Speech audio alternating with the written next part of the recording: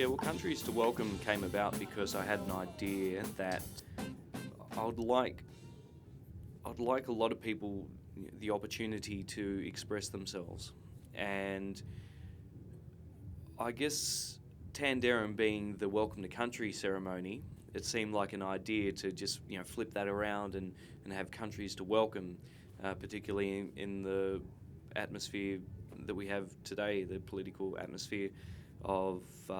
refugees moving around the place, and I guess a bit of a clash of cultures for some people that with that lack of understanding and appreciation of other cultures and what multicultural society can bring, then I guess there's a tension there that I kind of would like to be able to ease with just that enjoyment of each other's culture, and also promote a bit of sympathy and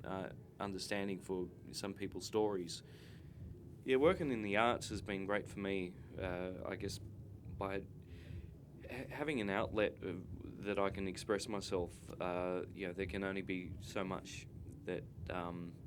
that you can do from one-on-one conversations with people. But when you have a song and when you have a story, and when you have art that you can express your emotions and be able to share what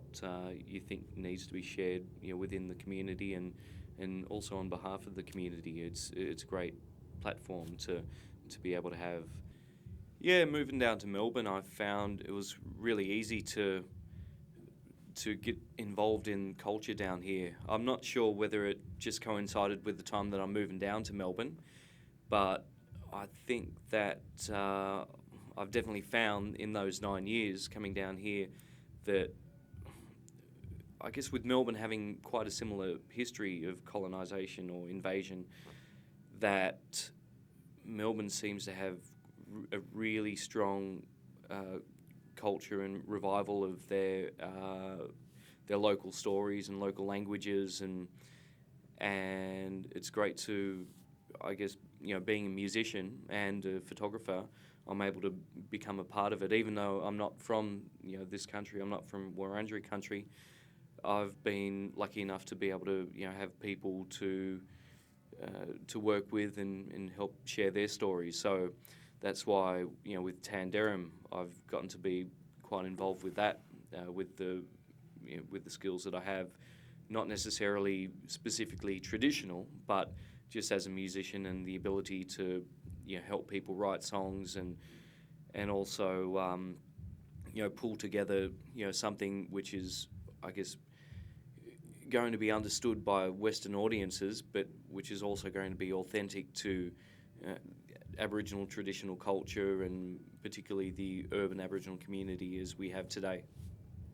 Well, I'm an Aboriginal fellow, I guess quite an urban Aboriginal fellow. I was born and raised in Sydney. I've been living down in Melbourne for 9 years, and since moving down, it's not that hard to get in touch with the Aboriginal community down here. So I started doing a lot of stuff, with music and photography, and I guess doing those kinds of things, it makes it quite easy to get around the place and get to know a lot of people. I guess especially musicians. The music scene is already quite tight knit, but then when you, I guess, throw in the factor of being a minority, but the Aboriginal community is music community is quite tight knit as well. So yeah, it wasn't too hard for me to get to know people and get a lot of work around the place, and I guess it's one of the reasons why Melbourne Festival thought I might be a good person to pull together countries to welcome, and to be able to do that with the backdrop of having a solid Aboriginal cast as well, to be able to, I guess, I guess for multicultural Australia to also feel welcomed by Aboriginal people, and also be able to see some of these similarities that we might have within Australia, being suffering racism, and also just having a love of music, like I guess any culture does, black, white, or brindle. So to be able to show how, I guess, musicians can lead the way, not only with their stories and what they might have to share politically, but also what they can share musically. And just by choosing the right people who I know can pull off a great performance, I kind of just